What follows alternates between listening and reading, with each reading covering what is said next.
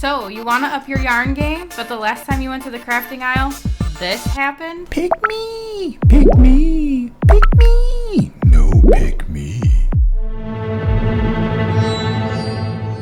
Whoa, that was a little bit scary. I am Megan. I am Brenda. And we are the Crafty Ladies.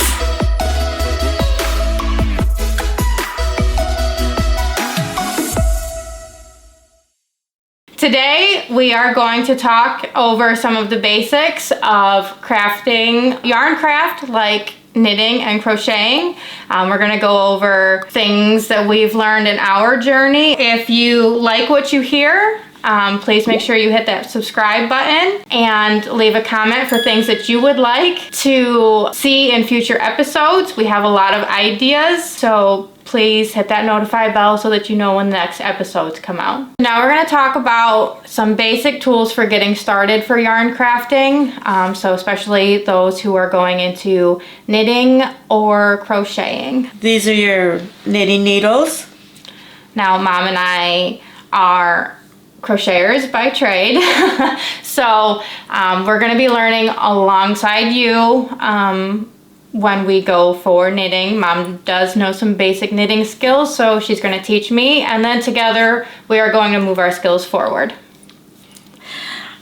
These are just your basic shears. I hope everybody knows what to do with those.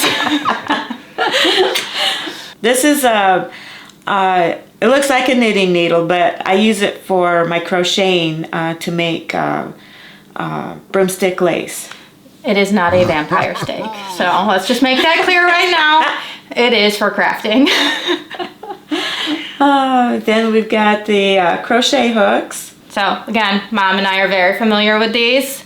And anybody who's looked up crochet hooks or knitting needles know there are usually two different sizes or gauges to them. It will tell you basically how big your stitch will be when you're finished. They usually have a metric and a US size. So your US or imperial size would be your letter, which this is a P, or in metric, it is 11.5 millimeter. We will try to keep up with everybody and get both sizes listed, but not everyone is listed for both sizes. So we usually fall back on our US measurements, so if we do that, just, friendly reminder that we need to keep both parties involved. What do you want to do? The looms? Do you want to talk about them? Sure. Looms create a stitch very similar to knitting. It does a lot of circular patterns, as you can tell. You can also do straight things on them. You just don't take it all the way. You'll stop, like you'll stop here and start here. And it will do a straight piece. If you want it really long, you have to sew them together. Then we've got the patterns, which will tell you either knitting or crocheting on them. And then we've got yarn. Obviously, you don't want to forget your yarn if you're yarn crafting. Couple of more incidentals. We have your tapestry needles, which will help you tie in your ends for when you're finished with your completed project. Your measuring tape for making sure your gauge is straight. Or the size is what your yarn recommends for that set pattern.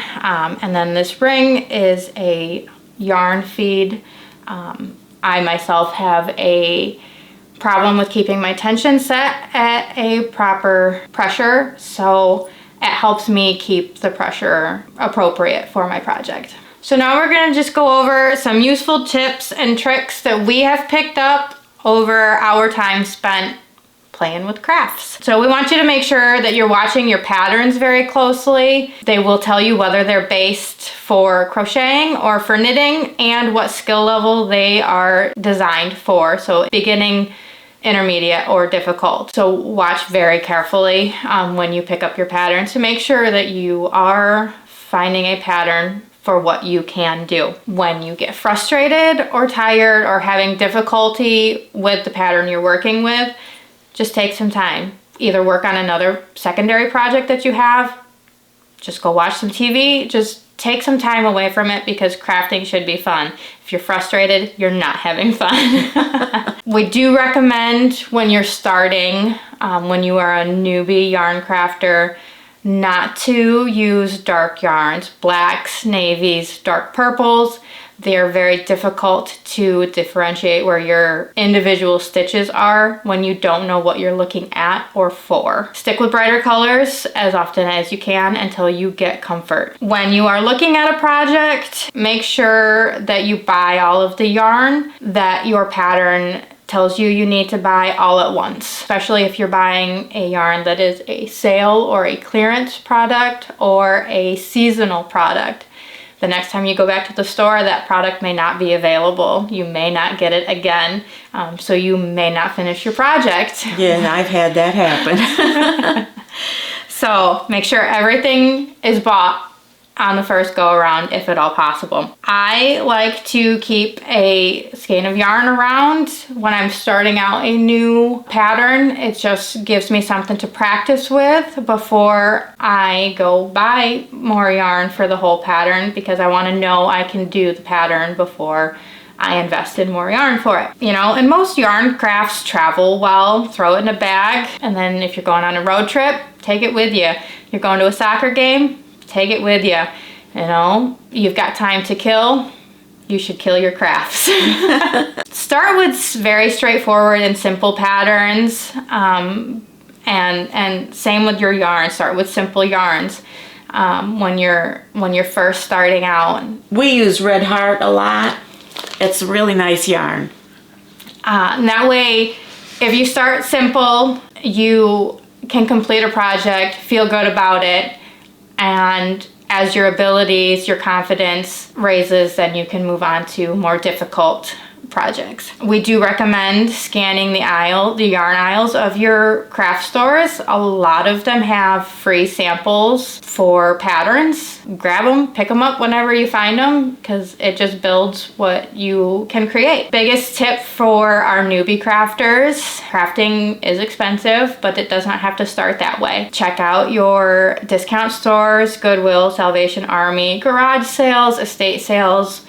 You can find some major deals in yarn, fabric, even tools. Very, very good place to start is your Salvation Army, Goodwill. I've got a lot of stuff there. So I found boxes of yarn at garage sales even. It does not have to start expensive. And now we have got just a sampling of things that we can do and things that we can help you do. Don't worry, we will break these all down in future episodes. You want to go ahead and let us know what we've got? Okay, well, I'll start over here. This is a small lap blanket that I made. It's made with the Drunken Granny pattern. This here is a baby quilt that I've made with a receiving blanket and a burp rag. You want to open it up a little bit? I don't know, you don't have to.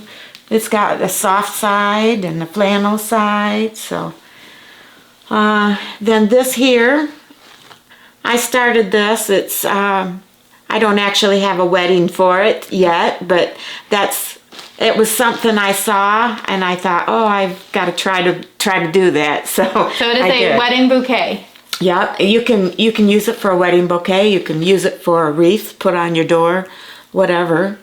And here's another wreath that I made, and some jewelry down here that I've made. Little wrap bracelets that you just put on like that. Some earrings and stuff. And then my daughter, she made this. What is it? This is the corner stitch. You take this one and you start it at the corner and go through, and then you end up at the other corner. And just so that you stay tuned, we do have a very big project coming up. It is a multi-part series, very memorable and exciting project that we have been asked and requested to get done for someone. So that is coming soon. So keep an eye out for that. So I hope you got something out of today. As we grow, you grow. So please support the channel, and we'll see you in the craft aisle.